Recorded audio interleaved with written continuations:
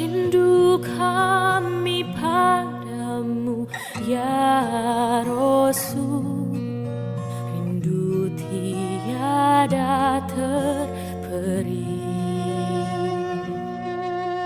Berabad jarak darimu ya Rasul, serasa di kau di sini. Cinta ikhlasmu pada manusia bagai cahaya surga.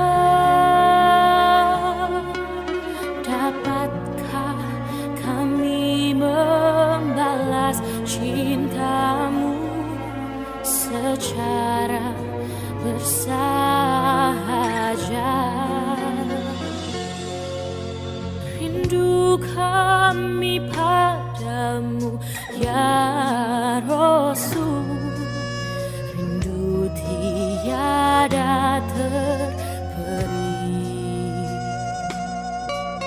Berabad jarak darimu ya Rasul, serasa di kau di sini.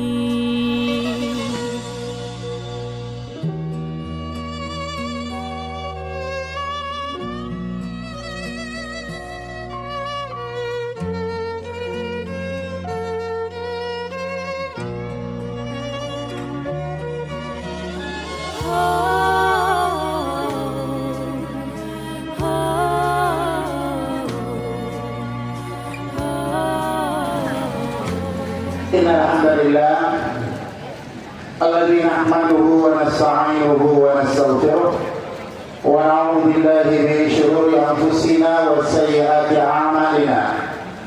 Faman yahdihillahu fala mudilla lahu wa man yudlil fala hadiya lahu. Asyhadu an la ilaha illallah wahdahu la syarika lahu wa asyhadu anna Muhammadan abduhu wa rasuluhu, amma ba'd. قال الله تعالى في كتابه الكريم: أعوذ بالله من الشيطان الرجيم والذي أرسل رسوله بالهدى ودين الحق ليظهره على الدين كله ولو كره الكافرون ولو كره المشركون.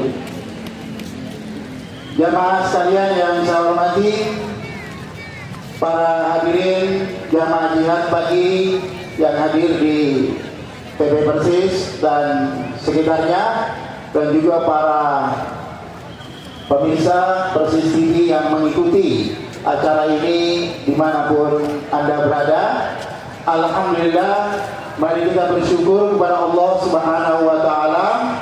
Pada saat ini kita masih diberikan oleh Allah Subhanahu wa Ta'ala kesempatan untuk dapat menghadiri kajian rutin jihad di Ciadat ini di PB Persis.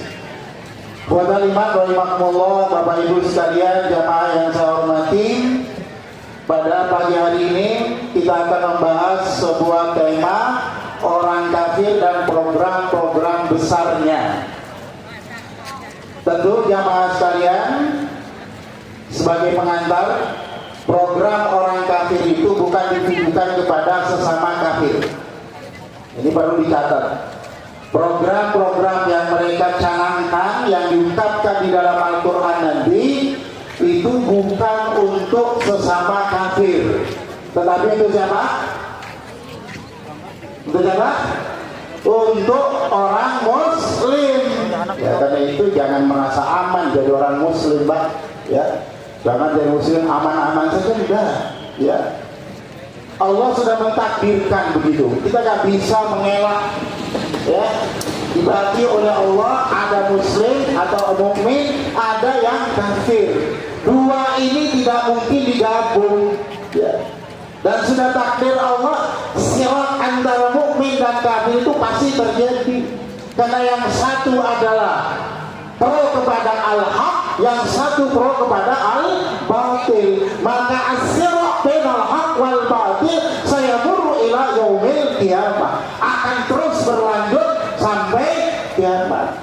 tinggal kita memilih mau berpihak kemana, berpihak kepada al-haq atau berpihak kepada al-batil. Itu pilihannya hanya dua, gak ada tengah-tengah bang, gitu ya.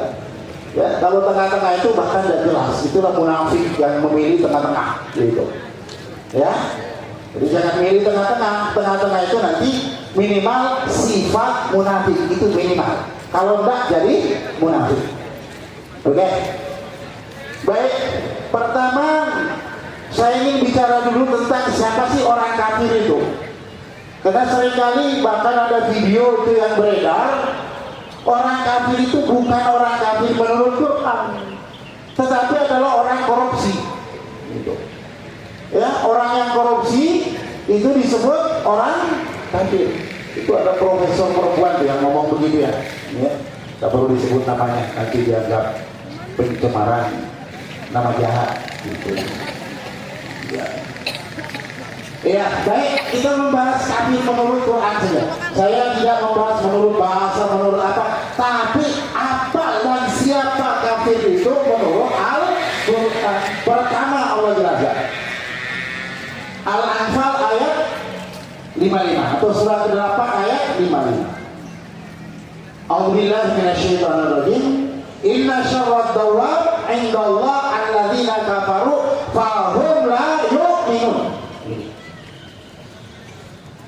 Orang kafir menurut Allah itu adalah hum la yu'minun, mereka yang tidak beriman, mereka yang tidak mau tunduk kepada apa? Kepada syariat yang diturunkan oleh Allah. Ini secara umum.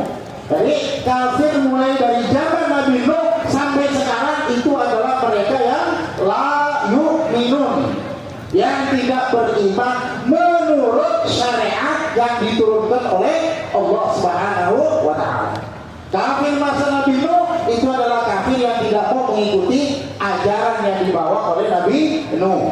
Kafir di masa Nabi Syuaib begitu juga sama, kafir yang tidak mau beriman kepada iman yang dibawa oleh Nabi Syuaib, dan seterusnya. Kafir pada masa Nabi Isa, kafir pada masa Nabi Musa, sama. Ya. Yang tidak mau tunduk patuh kepada syariat yang dibawa oleh para Nabi Allah. Ya. Kalau pada masa Nabi Musa kan simbolnya itu adalah Fir'aun. Ya. Nah, Fir'aun itu kadang-kala kita anggap nama, padahal bukan nama, Pak. Itu adalah geral buat penguasa yang menolak syariat Allah. Ya. Maka kapanpun, dimanapun ada penguasa yang nggak mau, nggak senang kepada syariat Allah, dapat disebut sebagai Fir'aun. Gitu. Ya, itu istilah, bukan nama. Ya, nanti namanya dilihat tafsir Ibnu Katsir, gitu ya. Baik, ini jadi fahum la yu'minun. Nah, lalu sekarang kafir menurut di masa Nabi Muhammad. Nah, ya. Nah, di masa Nabi Muhammad, yaitu menurut Al-Quran, dirinci, ya. Al-Bayyinah ayat 6, ada di ayat 1, ada diulang lagi oleh Allah di ayat 6 di surah Al-Bayyinah. Innal ladzina kafaru min ahlil kitabi wal musyrikin. Ya. Sesungguhnya orang-orang kafir itu adalah terdiri dari ahlul kitab dan al-musyrikun. Manhumul ahlul kitab, kalau Bapak buka dalam tafsir Rawa'il Bayan Imam As-Sabuni, di sana akan dijelaskan pertama yang disebut kafir ahlul kitab adalah man tadayana bidinis samawi. Mereka yang dulunya beragama samawi, artinya agama yang mereka anut itu adalah agama dari langit yang dulunya dibenarkan oleh Allah Subhanahu wa ta'ala. Tapi karena sudah masa berlakunya sudah selesai, sudah expired, nah diganti dengan yang lain. Ya. Jadi dulu syariat Allah yang diturunkan, sebenarnya syariatnya cuma satu, mulai dari Nabi Adam sampai kita sekarang hanya satu, Al-Huda. Ya. Hudan dinamakan oleh Allah Dinul Haq, dinamakan oleh Allah Dinullah, disebut oleh Allah Taurat itu satu. Yang berbeda itu adalah apa? Kitab panduannya. Itu aja. Yang membedakan itu adalah kitab panduannya. Ya, masa Nabi Nuh kitabnya apa? Pasti ada. Kita nggak tahu namanya apa, karena Allah nggak sebut. Ya, masa Nabi Nabi Nuh namanya, atau Nabi Syuaib, Nabi yang lain yang tidak disebutkan, pasti ada kitab panduannya. Cuman Allah tidak sebut. Baru ada sebutan kitab panduannya pertama pada masa Nabi Ibrahim, Suhufi Ibrahim. Ya, pada Nabi Daud, Zabur nama kitabnya. Ya, pada masa Nabi Musa ada dua, Taurat dan Suhuf. Taurat dan Suhuf, kan Suhufi Ibrahim wa Musa. Ada lagi Taurat. Itu aja yang membedakan. Masa Nabi Isa namanya Injil. Masa Nabi Muhammad namanya Al-Quran, dipandu dengan As-Sunnah. Itu yang membedakan, itu aja. Ya. Nah, kitab-kitab ini selain Al-Quran ada masa expirednya. Gitu. Ya, saya sebutnya expired. Ya. Nah, kalau sudah sampai di situ, sebagaimana makanan, tidak boleh dikonsumsi. Begitu juga kitab-kitab ini ketika sudah expired diganti oleh Allah, tidak boleh lagi dipakai, membahayakan. Ya.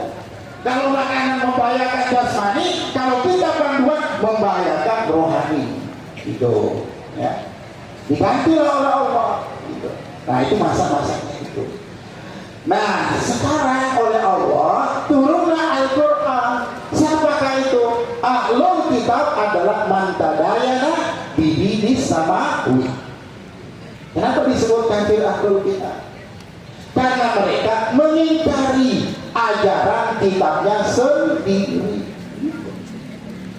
Di dalam kitab-kitab yang tersebut, baik dari Taurat, apalagi Injil, sudah ada catatan penting di situ, bahwa kitab Taurat hanya berlaku untuk Bani Israel, kitab Injil hanya berlaku untuk Bani Israel. Nanti di akhir penutup para nabi itu ada Al-Quran yang dibawa oleh yang namanya nabi terakhir. Dialah ini yang akan menutup seluruh ajaran itu, dan seluruh pengikut Taurat, pengikut Injil diinstruksikan harus mengikuti kitab yang terakhir, Al-Quran. Siapa yang tidak mau, maka dianggap ingkar, disebutlah oleh Allah kafir kalau tidak mau mengikuti. Gitu. Ya, nah, lalu muncul pikiran jahat di tengah-tengah mereka. Gitu. Ya, ayat-ayat yang menyuruh pindah dihapus, diganti. Jangan ketemu ayat nyuruh pindah itu, ya, kecuali yang mungkin lupa. Ya, saya dulu belajar Injil setahun, Pak, ya, jadi setahun tuh, gitu ya. Ya. Kami dulu belajar kristologi namanya, gitu. Jadi tahu, ya, ayat-ayat yang mana yang diganti. Al-Quran mengungkap, itulah yang membuat mereka benci terhadap Al-Quran. Wawailul ladzina yaktubuna al-kitaba bi aydihim tsumma yaquluna hadza min indillah. Celaka orang yang menulis Alkitab itu lalu mengatakan ini firman Tuhan. Kita yakin pada Al-Quran bahwa Al-Quran menyebut itu bukan lagi firman Allah. Perkara mereka meyakini, itulah urusan mereka, ya. Tidak perlu kita salah iman mereka. Yang pasti Al-Quran menyebut mereka ini adalah kafirun. Lalu siapa ahlul kitab sekarang? Itulah yang namanya al-Yahudu wan Nasara. Yahudi dan Nasara. Itulah kafir ahlul kitab. Nah, baik. Yang kedua, wal musyrikin atau al-musyrikun. Ini mustalah, istilah Al-Quran. Yang disebut oleh Al-Quran dengan musyrikun itu adalah mantadayana bidinil ghairis samawi, atau sebagian menyebutnya bidinil arabi. Orang-orang yang beragama bukan agama dari langit sumbernya, tapi adalah ciptaan manusia, diciptakan di bumi. Nah, golongannya siapa nih? Itulah Hindu, Buddha, Konghucu, Apalagi kalau di Jawa Kejawen, kalau di Sunda Wiwitan, ya itu masuk musyrikun, dan masih banyak lagi yang lain. Makanya yang memiliki ajaran agama yang mungkin mewarisi itu dari nenek moyang. Di Kalimantan Tengah agama Dayak namanya agama Kahringan. Itu semua masuk golongan musyrikun. Ya.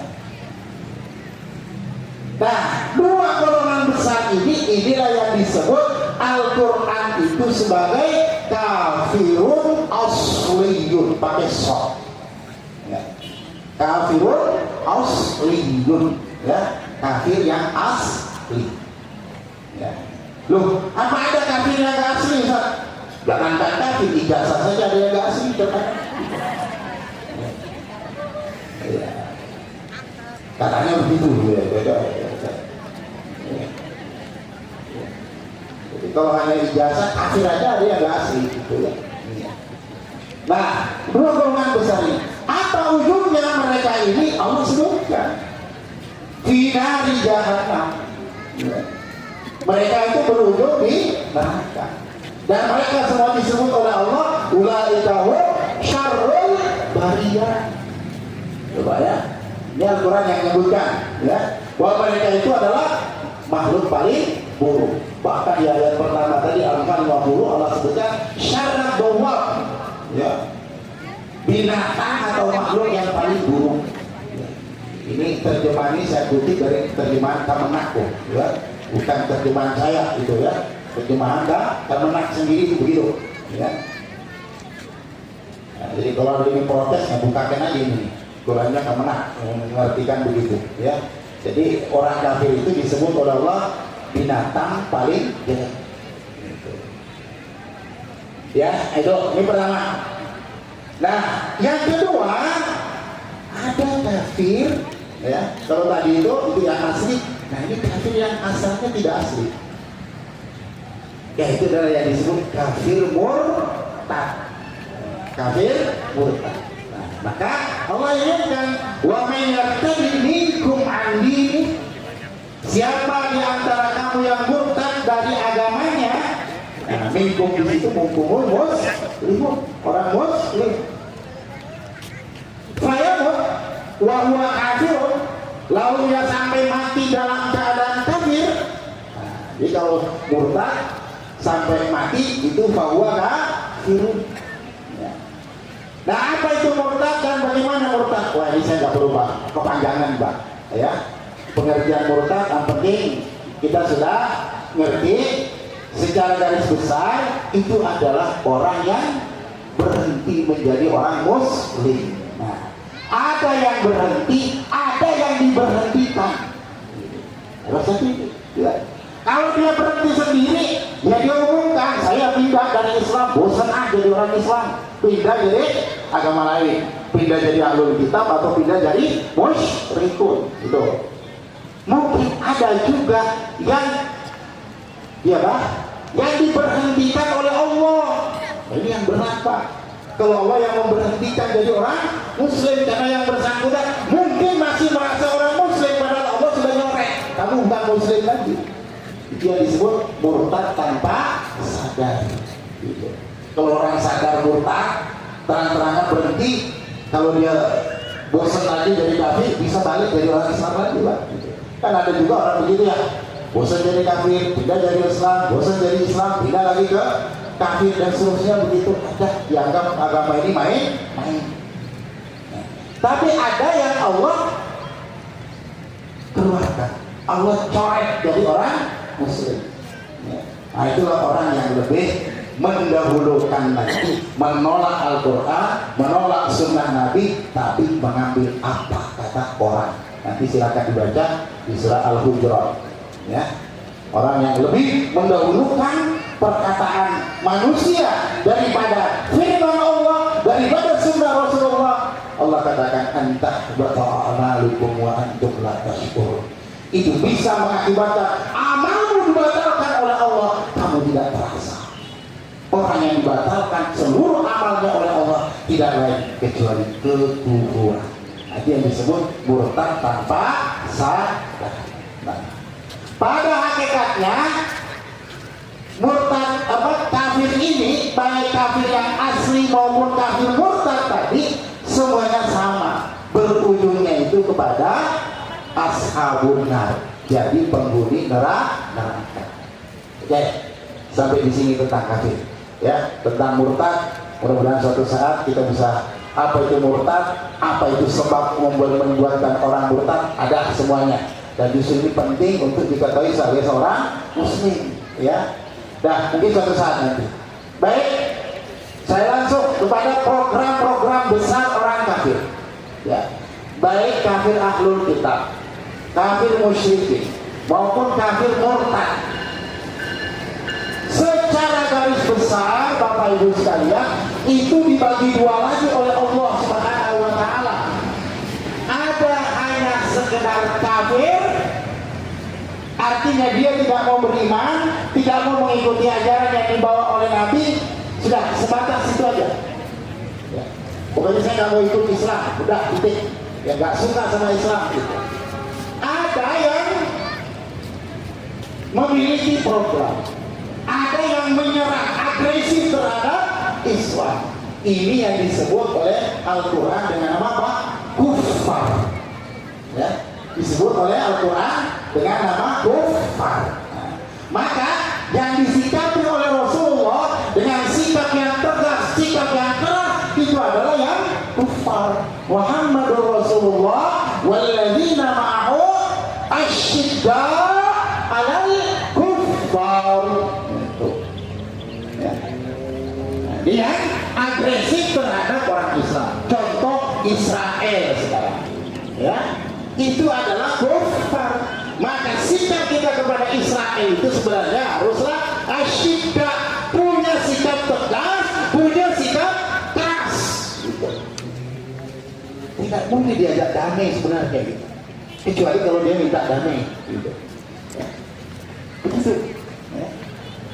Lalu apa tugas kita? Nanti ada tugas orang berdiri di bawah. Yang penting ini dulu. Jadi ada dua, kufar dan kafir. Kufar itu pasti kafir. Nah, loh, apakah yang murtad juga ada? Ustaz? Ada. Yang menyerang Islam, yang murtad dan Islam lalu kemana-kemana menjelek-jelekkan Islam. Kan ada ya, pernah di Indonesia keliling-keliling itu, katanya dulu apa? Mantan guru pesantren, ya, walau keliling menjelek-jelekkan Islam. Nah, orang murtad yang semacam ini, kata Nabi SAW, mamba'dala dinahu wa faraqal jama'ah fadribu unuqahu. Itu tegas Nabi. Barang siapa yang mengganti agamanya lalu faraqal jama'ah, merusak jamaah kaum muslimin, menjelek-jelekan Islam, bahkan mengajak orang berhenti jadi orang Islam. Apa kata Nabi? Fadrubu unuqahu, panggil orang yang seperti ini. Amal dalam cuma berani apa enggak? Ini masalah. Ya, ini tegas itu. Kalau orang murtad lalu menjelek-jelekan Islam, itu dihalalkan dalam oleh Nabi. Siapa yang sanggup? Sembelih. Tak perlu diajak dialog orang begini. Karena dia sudah faraqal jamaah. Kalau dia murtad sendiri, tak pakai apa, dia nyajur ganti agama, ya sudah, tidak apa-apa. Karena itu dia mengambil ayat faman sya'al yu'min wa man sya'al yakfur, silakan. Tapi kalau dia menjelek-jelekan Islam, nah itu gak usah diajak ngobrol, ya. Tiba-tiba aja lepaskan aja lehernya dari kepalanya. Pokok saja susah, nggak sadis, itu kata Nabi kok. Ya, ini baik. Programnya apa? Nah, jadi yang membuat program itu orang kafir yang kufar. Ya. Pertama yang harus kita pahami, bahwa yang namanya orang kafir di seluruh dunia ini itu ba'duhum awliyaullah, saling bantu membantu dalam menebar kejahatan. Tidak ada orang kafir yang menyebar kebaikan, Pak. Ya, pasti menyebarnya ke kejahatan. Loh, kok bisa begini? Orangnya saja sudah jahat menurut Al-Quran. Syawat kau,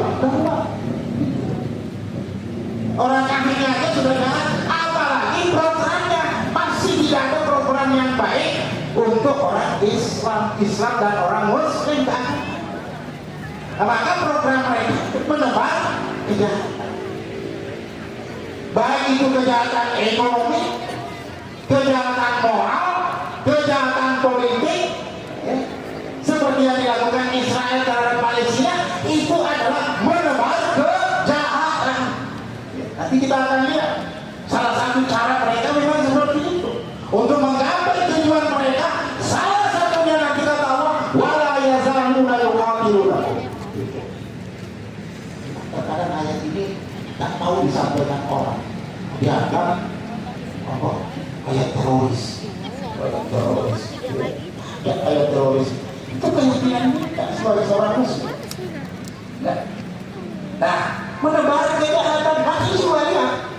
Ya, yang namanya negara-negara kafir itu pasti saling membantu. Israel sudah terang-terangan berbuat jahat, nah datanglah Amerika membantu, datanglah Inggris yang pro, datanglah yang lain-lain membantu. Untuk apa? Menghabisi orang Muslim Palestina. Kejahatannya apa? Kejahatan kemanusiaan, pembantaian. Bukan lagi yang dibantai kalau hanya berhadapan dengan tentara, gak ada urusan, memang itu tujuannya. Tapi yang jadi masalah adalah pembantaian terhadap rakyat sipil, anak-anak, perempuan, dan yang gak ada hubungannya dengan itu. Itulah namanya kejahatan. Yang kena orangnya, loh kenapa Israel begitu? Ya sudah, itulah orang kafir. Makanya kalau sudah kafir lalu kufar lagi seperti itu, gak akan ada baiknya. Yang ditebar itu adalah kejahatan. Nah ini, nah, maka Allah sebutkan di ayat berikutnya itu, al munafiquna wal munafiqatu ba'duhum min ba'd ya'muruna bil munkar wa yanhauna 'anil ma'ruf. Munafik laki-laki, munafik perempuan. Nah, munafik itu orang kafir, ya, yang kufar, gitu ya. Nah, cuman dia pura-pura kadang, ya, jadi orang muslim. Ya. Makanya biasanya yang mendukung kafir-kafir asli itu adalah yang begini, ya. Tapi yang mungkar kan, baik munafik laki-laki, munafik perempuan, ba'duhum min ba'd, antar sebagian dengan sebagian mereka itu saling membantu. Sama. Apa programnya? Ya'muruna bil munkar, menyuruh berbuat kemungkaran. Mungkar luas pengertiannya, berbuat kejahatan. Gitu. Sekarang Indonesia mau diobok-obok oleh Amerika, ya. Yanhauna 'anil ma'ruf, melarang yang hal yang baik. Apa yang mau diobok? Mari, ada satu dari senator Senayan, ya, yang kebetulan pernah menjadi guru saya dulu, men-share di grup kami, Amerika ingin menekan Indonesia agar menghapus label halal. Coba, karena menganggap menghalangi bisnisnya. Jemaah sekalian, begini-begini juga Indonesia itu adalah satu-satunya negara yang terketat label halalnya, ya. Saya itu label halalnya, gitu ya. Seluruh dunia itu belajar ke Indonesia, Pak, ya, untuk proses label halal itu. Ini mengusik orang kafir, karena dengan adanya itu maka makanan minuman haram yang beredar tidak akan dibeli oleh orang Islam. Ya. Nah, itu program menebar kejahatan. Kita membentengi diri kita, umat kita, ya, yanhau 'anil munkar wa ya'muruna bil ma'ruf. Mereka yanhauna 'anil ma'ruf, kebalikan. Kejahatan yang ditebar, kebaikan itu ditutupi, dihalangi. Pertama, gitu ya, saling membantu dalam menebar kejahatan. Makanya kalau bapak-bapak lihat, ini sudah tahu kok ini membantu, ini ya sudah, memang begitulah, nggak kafir kalau nggak seperti itu. Gitu. Ya. Jadi kalau orang kafir begitu, gak heran kita, ya. Makanya Al-Quran sebutkan, makanya fahami apa kafir itu, fahami musuh kita. Jangan sampai kita nggak ngerti, lalu kita yang dimakan oleh musuh. Ini satu. Kedua, menghalangi tegaknya syariat Islam. Gak pernah orang kafir itu senang. Ya, di mana ada syariat mau ditegakkan pasti, ya, dengan segala upaya untuk menghalanginya. Negara-negara yang ingin menegakkan syariat dengan benar oleh dunia kufar diserang, ya. Afgan umpamanya berapa tahun, ya, kafir Uni Soviet dilanjutkan oleh kafir Amerika diserang. Kenapa? Mereka ingin tegakkan dinul Islam, dianggap negara teroris gitu, ya. Ethiopia dulu begitu juga, Palestina pun juga begitu. Kenapa nggak dilepas? Karena satunya ingin menegakkan syariat Allah. Itu tidak pernah mereka, selalu berusaha menghalangi tegaknya Islam itu. Yuriduna liyutfi'u nurallah biafwahihim. Itu paling ringan, biafwahihim. Ya, nanti kita akan sampai itu. Negara-negara yang mereka bisa tekan dengan kekuatan politik, dengan kekuatan militer, dia perangi. Lalu apakah umat Islam Indonesia lolos dari itu? Tidak, no way, tidak. Hati-hati, ya. Hanya di Indonesia mereka paham, ya. Penjajah Belanda mundur, penjajah Inggris pulang, penjajah Jepang bubar.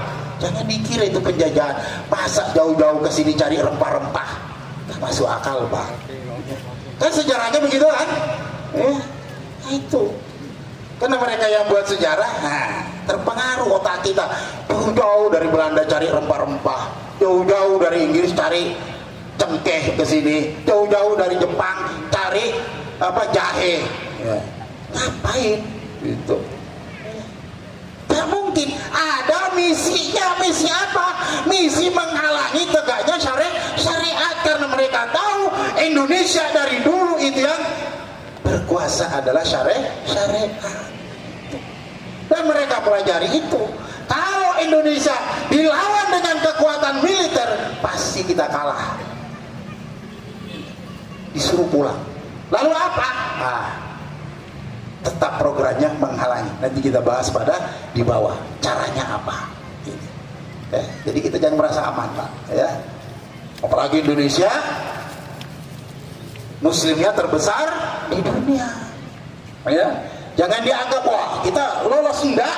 Justru program mereka lebih besar ke Indonesia. Ya. Ini. Baik, saya lanjut dulu programnya. Nanti kita lihat caranya, ya. Yang ketiga, membelanjakan harta untuk menghalangi dakwah Islam. Mereka itu berinfak, Pak. Ya. Jadi kalau orang mukmin tidak berinfak, nanti kalah infaknya sama orang kafir. Gitu. Ya. Israel bisa bertahan begitu karena seluruh dunia kufar itu berinfak untuk Israel. Bukan membantu obat-obatan, tapi membantu apa? Membantu senjata, membantu peluru, membantu bom. Untuk apa? Menghancurkan Muslim Palestina. Ini. Kalau kita berinfak untuk apa? Untuk Palestina? Kita dikirim obat-obatan, ya enggak? Yang dikirim selimut. Itu sama halnya kalian yang tembak, kami yang obati. Coba, Pak. Itu ada bahasa yang di situ. Tembaki saja, yang terluka kami obati, yang mati kami yang kubur. Jadinya akan begitu. Kalau hanya kemanusiaan seperti inilah kesalahan besar umat Islam itu. Lalu kenapa dunia Arab diam? Nanti kita lihat. Gitu. Saya saling membantu, Pak. Dan untuk menghalangi dakwah Islam ini bukan hanya sekarang mereka. Ada seorang di Jawa Timur, pakar kristologi, meneliti tentang yunfikuna amwalahum liyasuddu an sabilillah. Ya, silakan dibaca ayatnya nanti. Mereka berinfak ke orang-orang kafir itu tujuannya apa? Liyasuddu an sabilillah, untuk menghalangi orang dari jalan Allah, menghalangi dakwah. Pakar kristologi di Jawa Timur, kebetulan kawan saya, meneliti ini benarkah? Ternyata betul. Mereka berinfak itu jauh-jauh sebelum Nabi Muhammad lahir. Mereka sudah mengumpulkan dana yang cukup besar. Jangan sampai dakwah Nabi terakhir itu muncul, mereka mengumpulkan dana untuk itu. Ya. Dana membuat Alkitabnya, dana ini, pokoknya menghalangi dakwah. Itu. Ya, kalau dalam Sirah Nabawiyah kan seakan-akan itu hanya melawan Quraisy, kafir Quraisy, ya. Baru kemudian nanti di masa khilafah ada beberapa dengan Persia, Romawi dan seterusnya. Itu kan itu sudah dipersiapkan dari awal. Gitu. Jadi sampai sekarang pun mereka begitu yunfikuna amwalahum. Ya. Dulu saya punya kawan di Jawa Timur yang kebetulan kerja di pabrik rokok Sampurna. Nah, dia cerita ke saya. Ya, pabrik rokok Sampurna itu dulu yang rata-rata itu kan punyanya orang kafir. Dia cerita ke saya, Ustaz, aturan mereka itu per batang dari rokok Sampurna itu Rp25 untuk gereja. Jadi orang yang ngerokok Sampurna tiap batang nyumbang ke gereja. Saya gak ngelarang ngerokok, beritahu itu ya. Itu beritahu aja begitu. Nah, itu kata kawan saya yang kerja di Sampurna itu begitu. Ya. Sehingga setiap usaha mereka, jamaah mereka ini itu ada infaknya minimal 2,5%, Pak. Itu kewajiban dari mereka. Maka dana itu dikumpulkan di seluruh Indonesia ini, nanti dikirim ke pusat. Nah, makanya kalau mereka berdakwah pakai helikopter, kita berdakwah pakai jalan kaki, itu bedanya. Itu. Ya. Itu. Kalau mereka misinya mau berangkat ke mana saja, ke pelosok-pelosok seluruh Indonesia ini, itu pakainya helikopter. Gitu. Nah, kalau dainya Persis mau dakwah ke pelosok, wah ini sibuk Ustaz, mana cari dana dulu, ya. Nah, itu karena tadi infaknya kurang, gitu. Kalah sama orang kafir infaknya, gitu. Padahal mestinya kita lebih dari mereka, gitu. Padahal infak mereka itu apa kata Allah? Apa yang mereka lakukan itu takunu alaihim khasrah, nanti akan jadi kerugian bagi mereka, gitu. Ada ya, summa yughlabun, ujungnya mereka nanti akan kalah. Ya, karena memang begini, Pak, itu sudah takdir Allah juga. Tapi jangan nunggu takdir. Yang namanya kafir itu pasti akan kalah. Ya, tidak akan pernah menang. Ya, hanya menunggu waktu saja. Israel begitu itu hanya nunggu waktu. Allah sudah sebutkan. Summa yughlabun, itu catatan. Kemudian mereka nanti akan terkalahkan. Itu berujung ke neraka. Nah, ini. Jadi mereka sekali lagi programnya membelanjakan harta, berinfak untuk tujuan apa?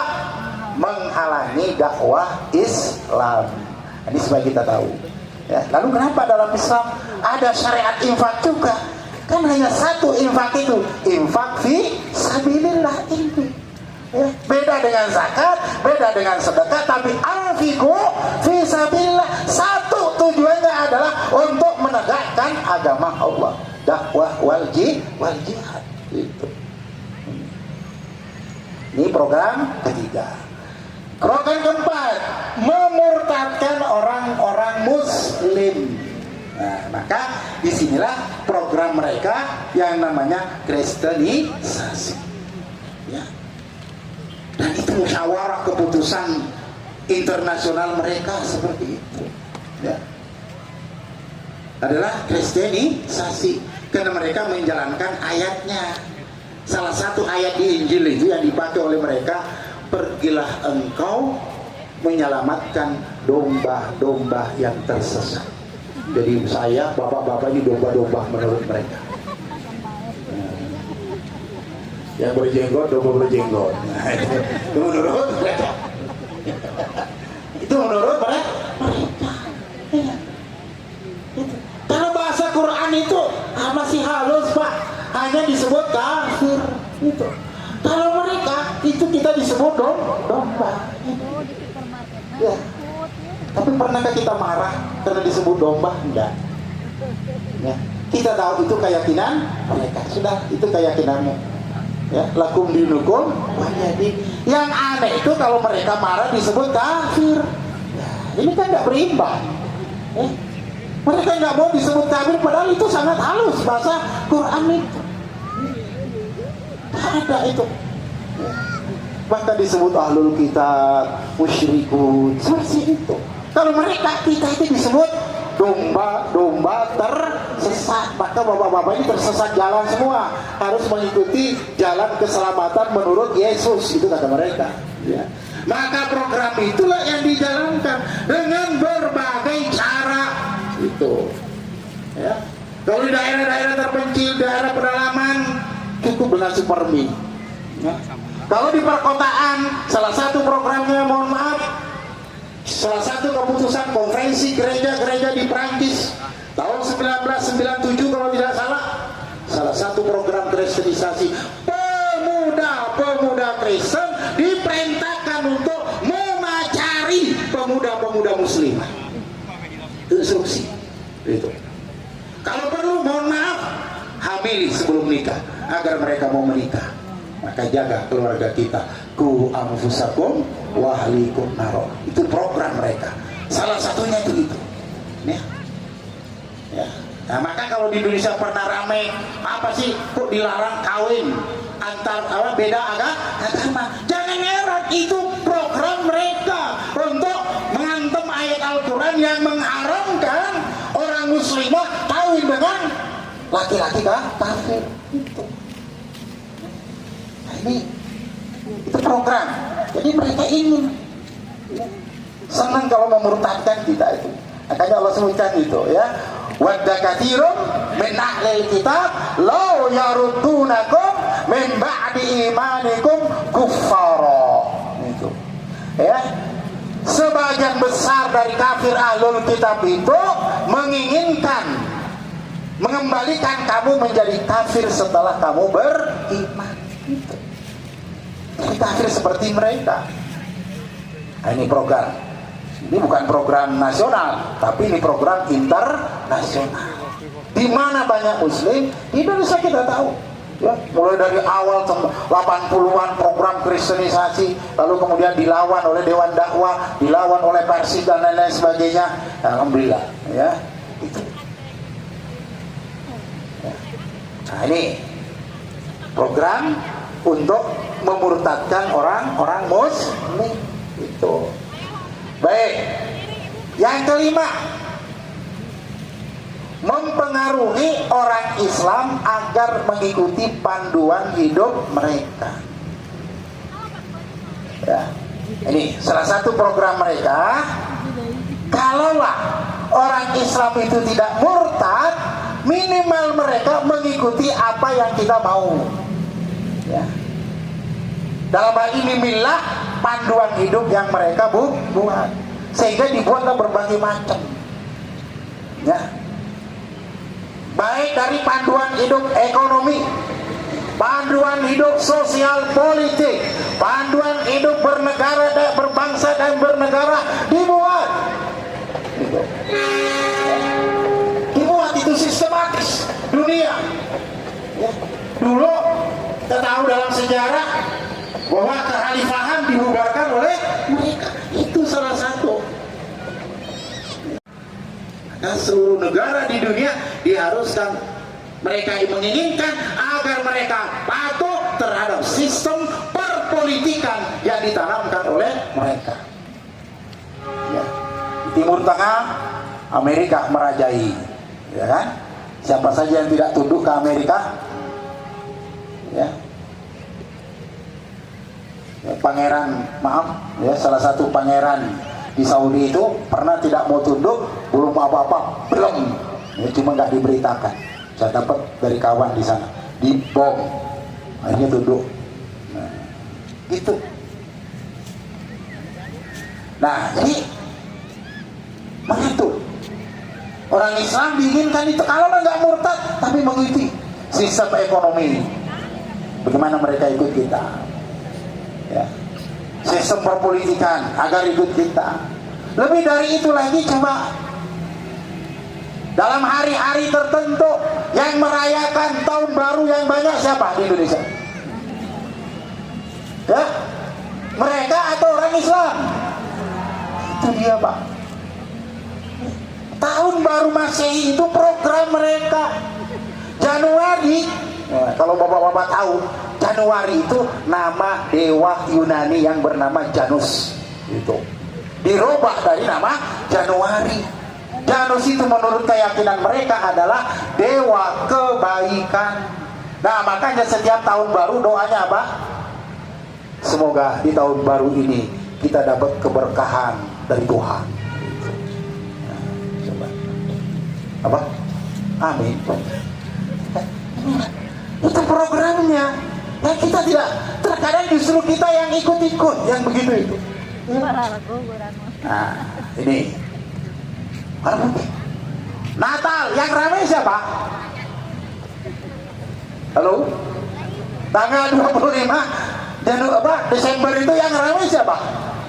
Orang Muslim. Orang Muslim yang ramai berdebat boleh tidak ikut Natal, coba. Kan yang ramai kan orang Muslim. Tiap tahun itu ramai itu. Ya, ada yang boleh, ada yang tidak, macam-macam, coba. Sementara mereka sudah diam. Berarti virusnya sudah dimasukkan. Tepuk tangan mereka. Sebenarnya secara akidah mereka itu gak suka, ya. Tapi yang lucunya itu orang Islam pengen gitu. Saya pernah berselancar di grup mereka. Habis kita itu orang Islam ikut-ikut Natal itu, dihabisi gitu. Sama dengan kita. Boleh tidak mereka ikut Idul Fitri, Idul Adha di belakang? Kita sholat Idul Fitri, Idul Adha, lalu mereka datang di belakang. Tentu kita gak suka. Sama juga begitu. Nah, tapi itulah program mereka seperti itu. Ya. Kalaulah tidak ikut, tapi itu. Ya, minimal orang Islam jaga gerejanya minimal. Gitu. Ya. Makanya brigade saya haramkan ikut begitu-gitu. Ya. Inilah yang lo ingatkan. Walan tadha angkal yahudu walan nasara hatta tattabi'a millatahum. Allah sebut di situ millah, bukan dinahum. Ya. Orang-orang Yahudi, orang Nasrani tidak akan pernah senang kepada kalian hingga kamu mengikuti millah mereka, panduan hidup yang mereka buat. Ya. Maka Allah ingatkan kepada kita, komitmen istiqamah kalian orang Islam. Qul inna hudallah wal huda. Prinsip kalian orang Islam, hati-hati, tetap tegar bahwa petunjuk panduan hidup yang benar itu adalah dari Allah, yaitu dinul Islam. Lalu Allah mengancam, ya, wala ini caba'ta ahwa'ahum. Hei orang Islam, jika kamu mengikuti ahwa'ahum, kemauan mereka, kemauannya apa? Mengikuti panduan yang dibuat mereka. Ba'dalladzi ja'aka minal ilm, setelah ilmu datang kepada kalian, setelah kalian tahu bahwa hal itu tidak boleh, maka Allah akan berlepas diri dari kalian. Malaka minallahi biwaliyyi wala nasir. Ya. Kamu tidak akan lagi, Allah tidak akan lagi menjadi pelindung dan penolong bagimu. Kalau Allah yang mencabut perlindungannya, pertolongannya kepada kita, maka orang kafir akan mudah merusak iman dan akidah kita. Programnya itu. Orang kafir, orang muslim supaya ikut. Dan Rasulullah pun juga sudah ingatkan, la tattabi'anna sunana man kana qablakum shibran shibran wa zira'an bi zira'. Sungguh kalian akan mengikuti tuntunan orang-orang yang sebelum kalian, sejengkal demi sejengkal, sehasta demi sehasta. Hatta law dakhalu ju'ra dhabbin tabitumuhum. Sampai kata Nabi, mereka masuk ke lubang biawak pasir pun kalian akan ikut. Sampai begitu perumpamaan yang diberikan oleh Nabi. Lalu para sahabat bertanya, ya Rasulullah, al-Yahud wa Nasara, apakah Yahudi dan Nasara yang Anda maksudkan? Nabi jawab, faman, siapa lagi kalau bukan mereka? Ini peringatan dari Rasul.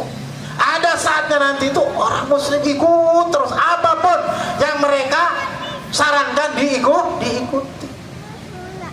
Dan itu mulai sekarang terasa kan gitu.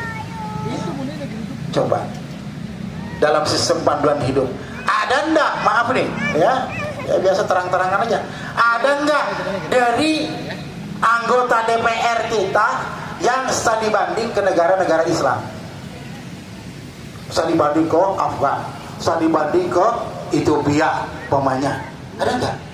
Tak ada. Yang ada apa? Studi banding Amerika, studi banding Australia, studi banding Denmark, studi banding Prancis, Jepang, macam-macam semua yang negara kafir. Itu yang diinginkan oleh mereka. Itu yang diinginkan oleh mereka. Kita yang datang lalu membawa sistem hidup yang mereka lakukan dibawa ke negeri kita. Gitu. Kita bicara apa adanya lah. Oh ini Ustaz kok begitu? Ya begitu kan. Mau apa lagi? Kita ini berislam apa adanya supaya kita sadar, Pak. Ya. Jangan hanya Islamnya sholat saja, haji saja, nggak masalah.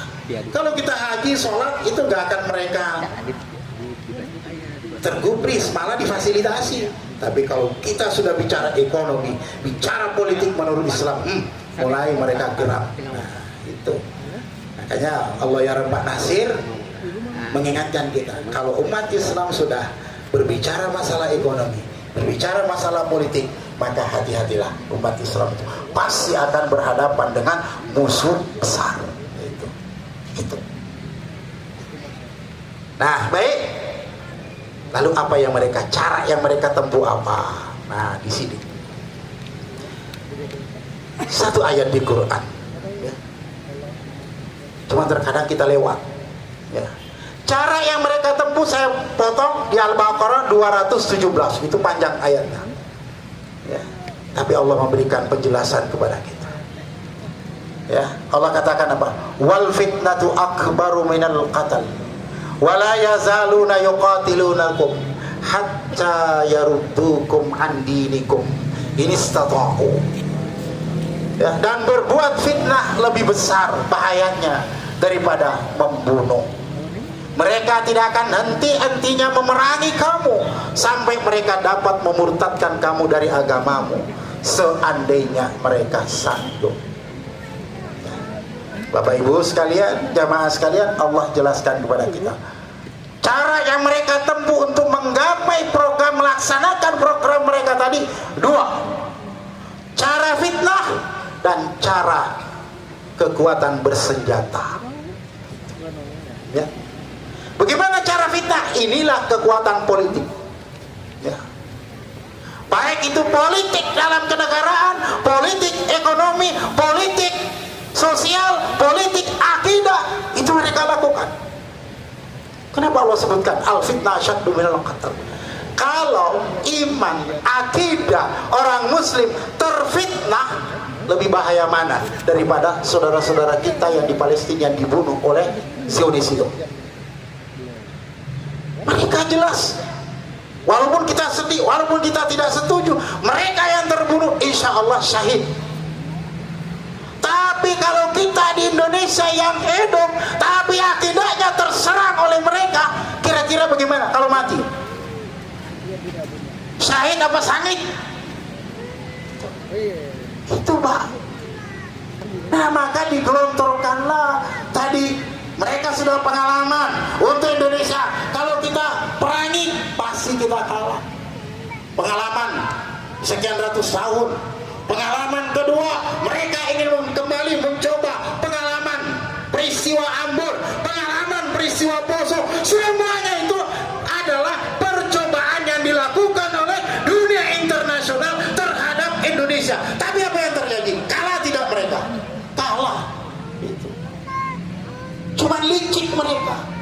Begitu mereka kalah, sudah teriak ke dunia internasional, kami dibantai, kami di ini. Itu Pak. Karena kita kalah politik. Tapi ketika mereka masih berkuat, itu tidak ada yang diekspos. Jangan dikira peristiwa Ambon, peristiwa Poso itu tidak ada kaitannya dengan dakwah program mereka. Program mereka itu Pak, hanya tidak diberitakan. Kapal induk Amerika itu siap siaga di lautan lepas. Kalau saja TNI yang turun pada saat itu ke sana, selesai, perang terbuka terjadi. Lalu kenapa dilegalkan laskar jihad pada saat itu? Inilah salah satu politik panglima tentara kita pada saat itu. Tentara sipil yang dimasukkan, dipersenjatai, Amerika tidak bisa berbuat apa-apa karena yang maju adalah sipil. Coba tentara yang masuk, selesai itu. Perang dunia ketiga terjadi di Indonesia.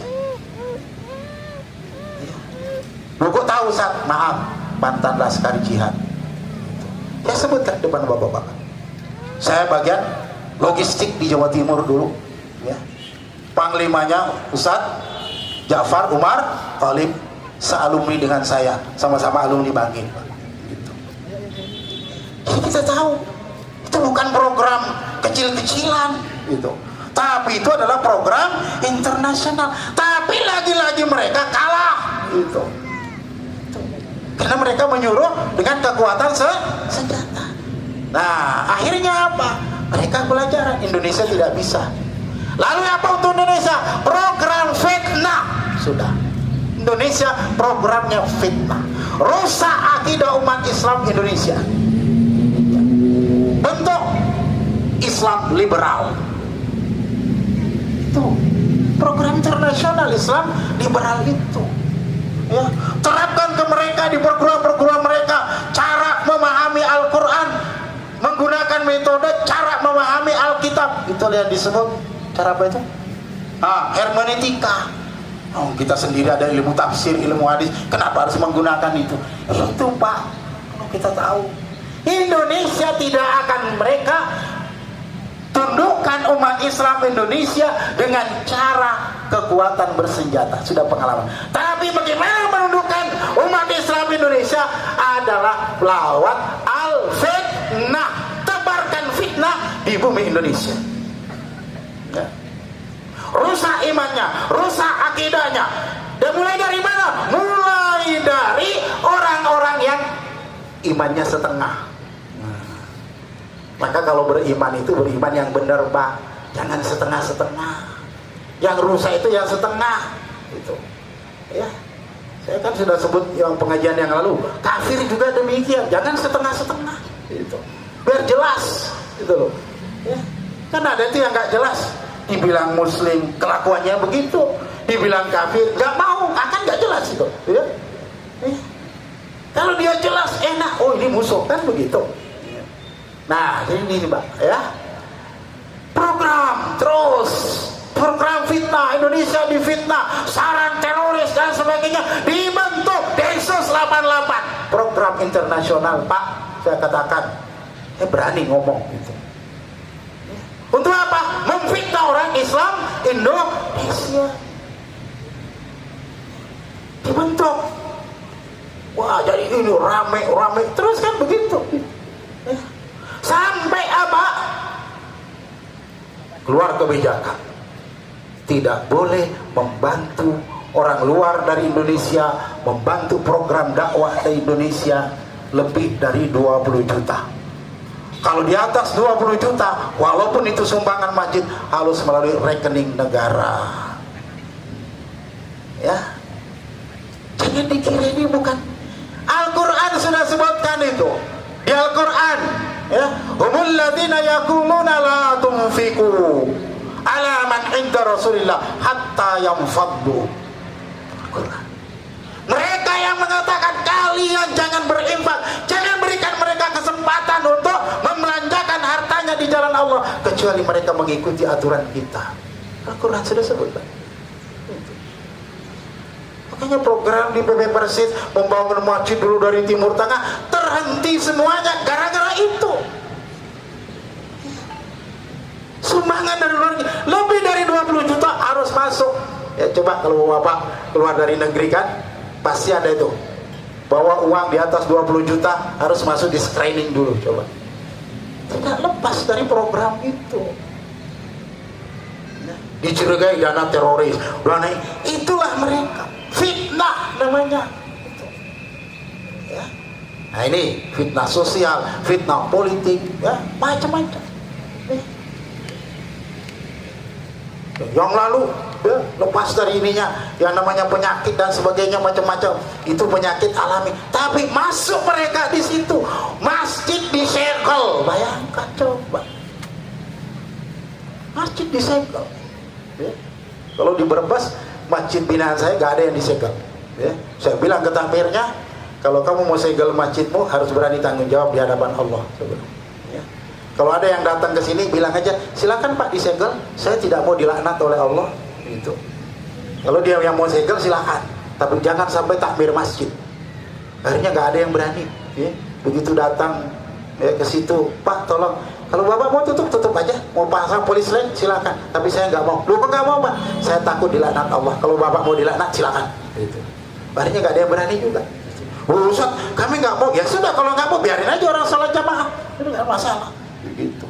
Ya, ada misi itu, Pak. Jangan dianggap itu ya mungkin penyakit betul ada, tapi ingat di situ masuk. Sampai sekarang masih banyak masjid yang belum buka.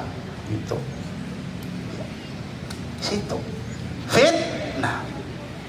Kedua, dengan kekuatan bersenjata.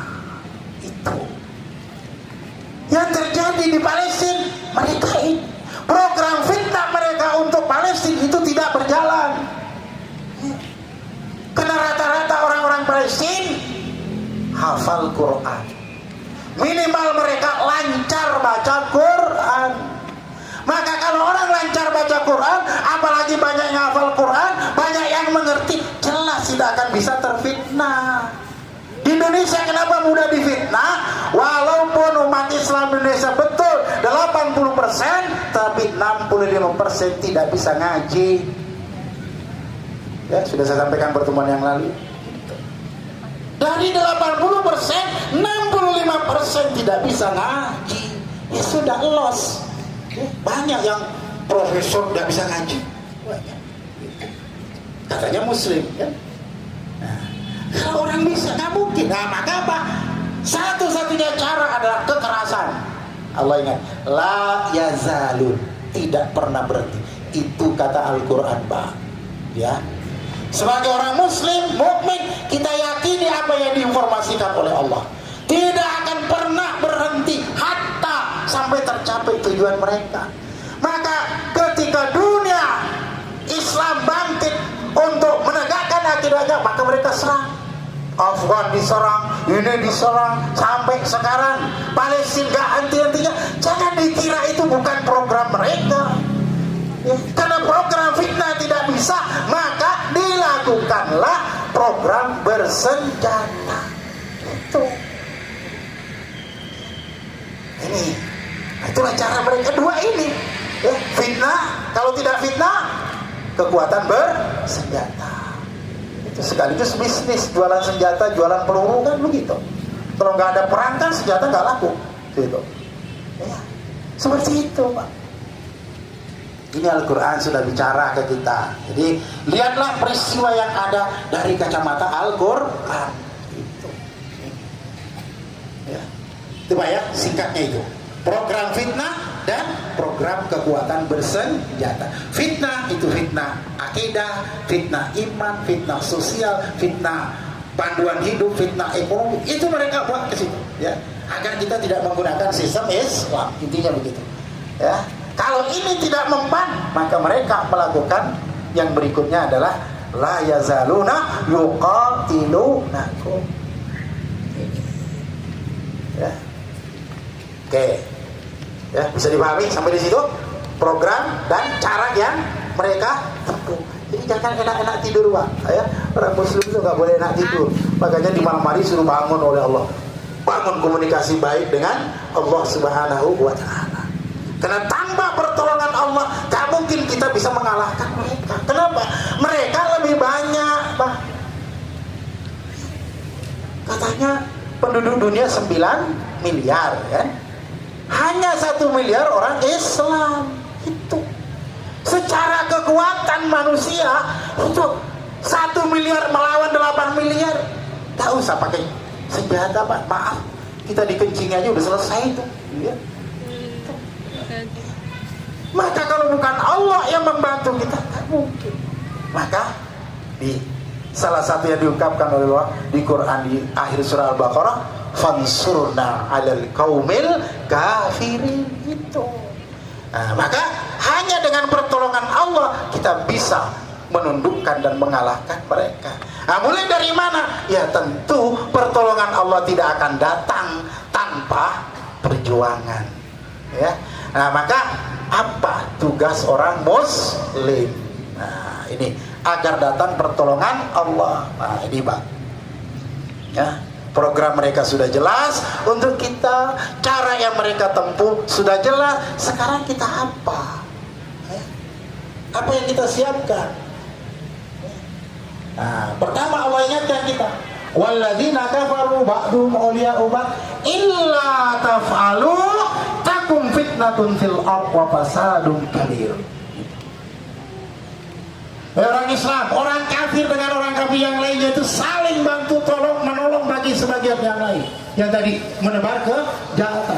Mereka saling membantu, saling menolong untuk menghancurkan kalian. Illa taf'alu. Nah, ini kata Allah.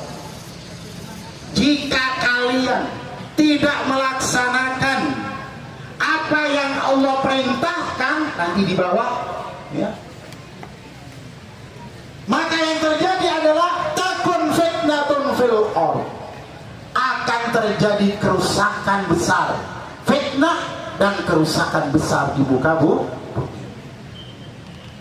Orang muslim disuruh berbuat, Pak.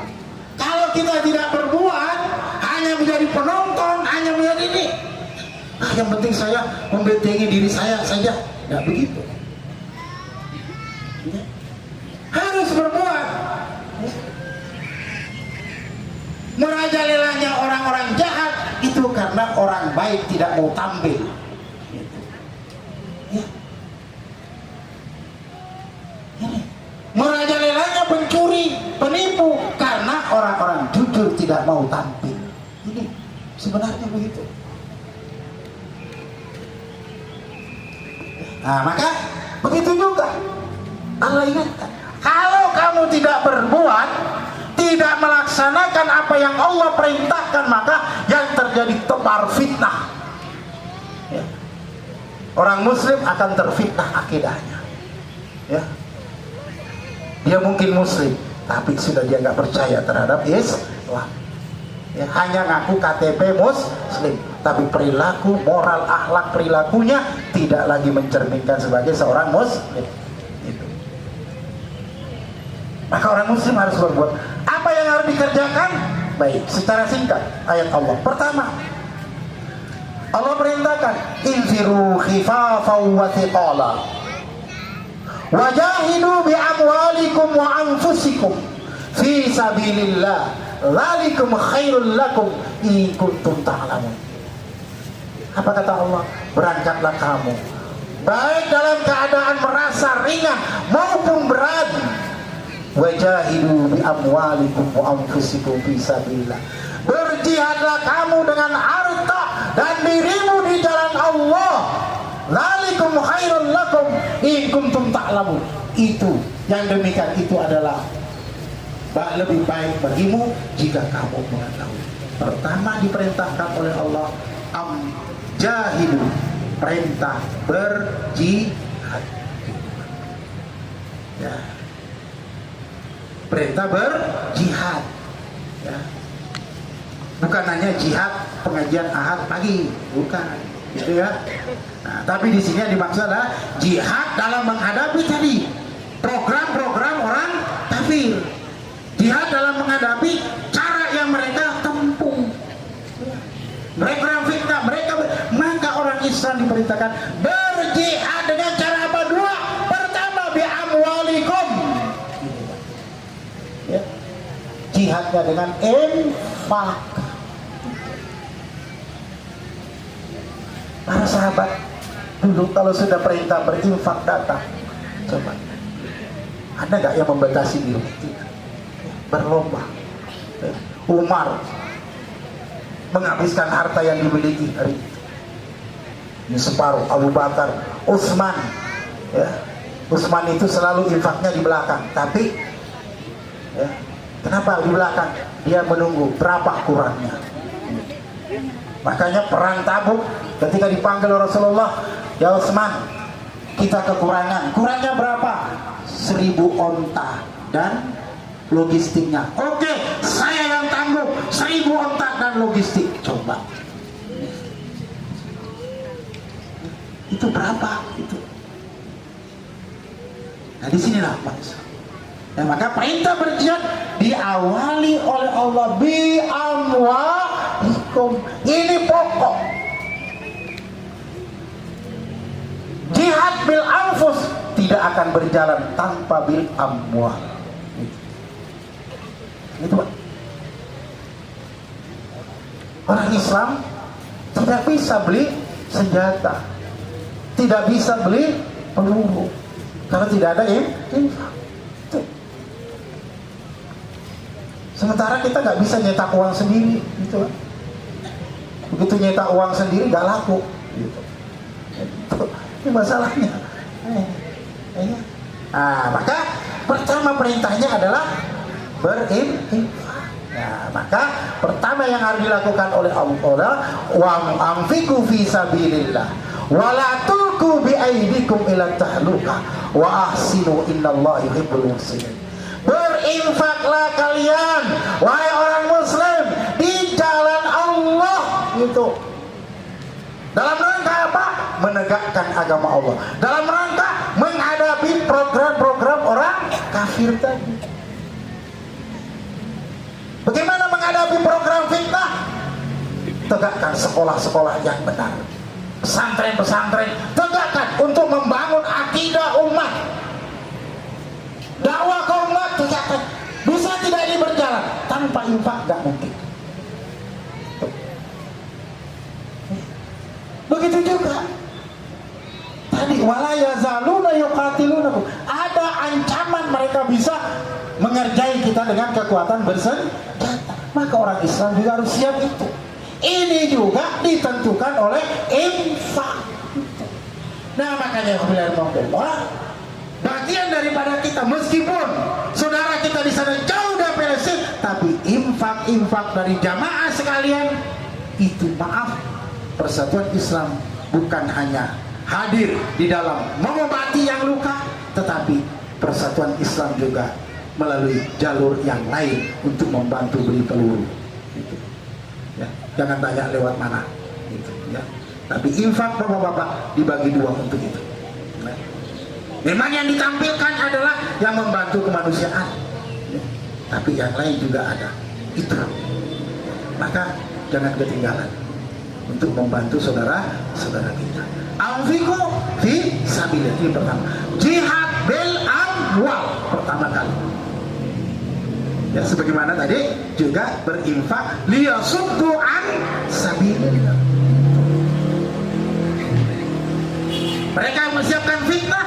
Nah, kita juga harus siapkan pendidikan yang benar, dakwah yang benar.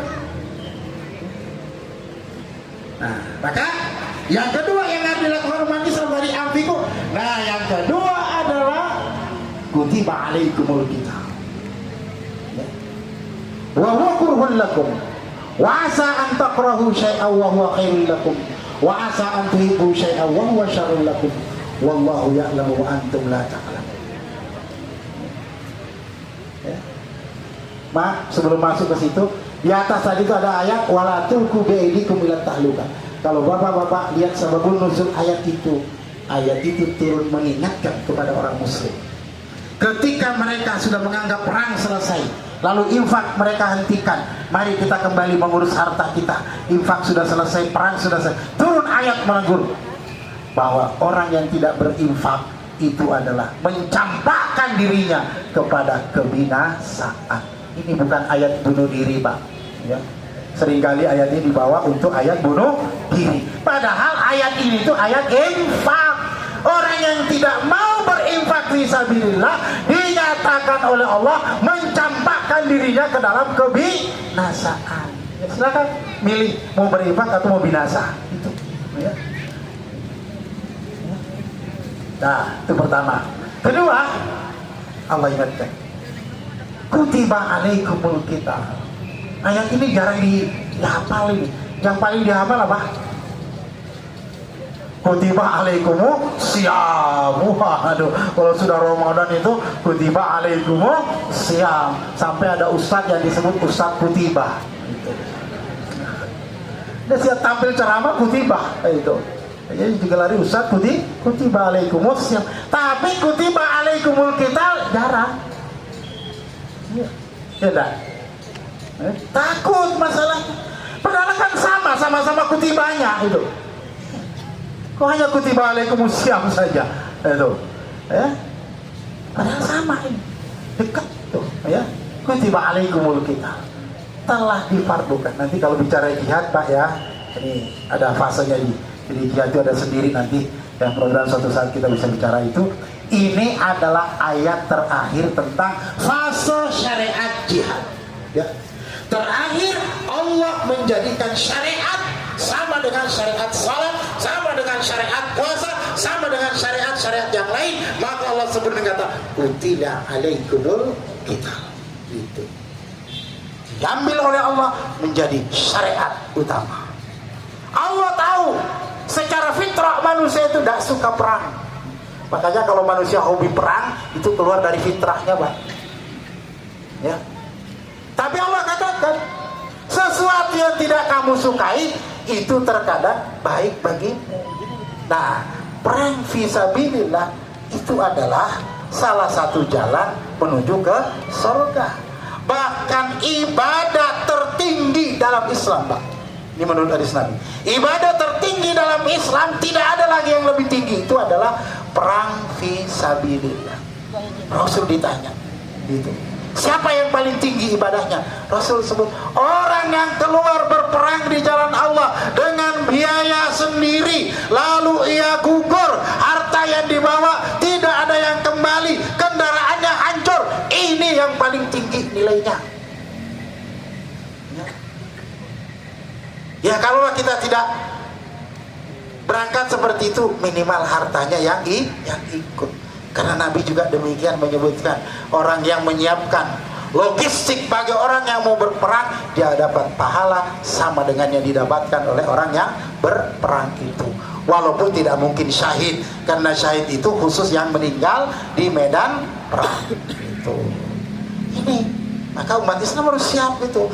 Jadi mereka menghadapi kita dengan kekuatan militer, ya umat Islam juga harus siapkan itu. Makanya Islam itu adil, Pak. Maka kalau di Palestina itu bukan dakwah yang dibutuhkan, bukan ceramah yang dibutuhkan. Yang dibutuhkan adalah grendel senjata, yang dibutuhkan adalah peluru, yang dibutuhkan adalah senjata, yang dibutuhkan adalah militer, yang dibutuhkan adalah rudal, yang dibutuhkan adalah bom. Itu di Palestina. Siap nggak infak itu? Siap? Segitu. Takbir, Allahu Akbar, segitu dong. Bukan jauh, saya mau ceramah di sana la ilaha illallah, ceramah. Kalau musuh itu sudah narik grendel senjatanya, umat Islam tuh jangan naik mimbar, nggak boleh begitu, itu pelanggaran HAM, salah, udah begitu.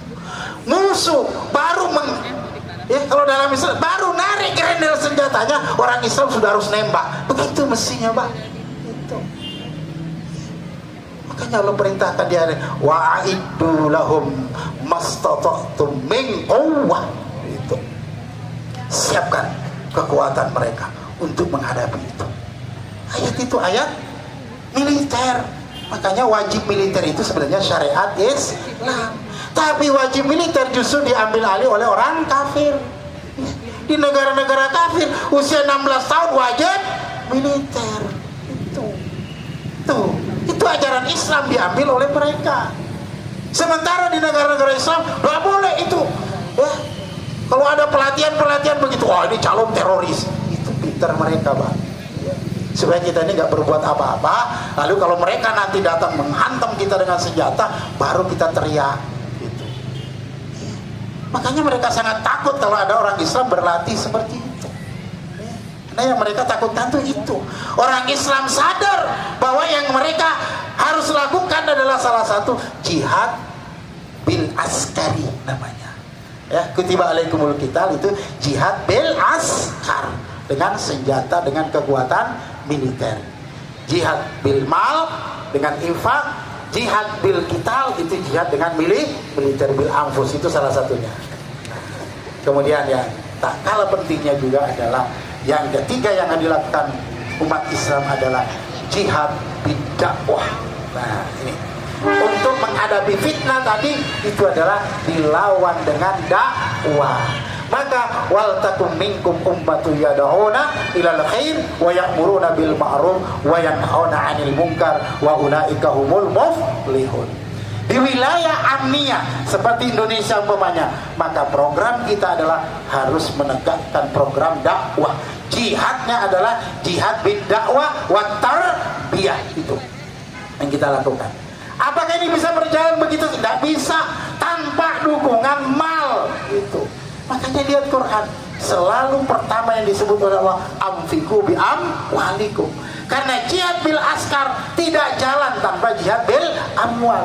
Jihad bil dakwah wa tarbiyah tidak akan berjalan tanpa jihad bil mal. Nah, mereka mampu melakukan fitnah, mereka mampu memerangi karena mereka lebih dulu jihad bil mal. Maka ini yang harus dilakukan, harus disadari umat Islam, ya. Tiga itu. Ya, ayo mulai dari sekarang kita sadarkan diri kita bahwa salah satu kewajiban kita adalah infak bil mal untuk menunjang kesiapan jihad berikutnya, jihad bil askar dan jihad bidakwah wa tarbiyah. Oke, siap? Siap sekali lagi? Oke, siap. Takbir sekali lagi. Allahu Akbar. Rindu kami padamu ya Rasul, tiada terperi.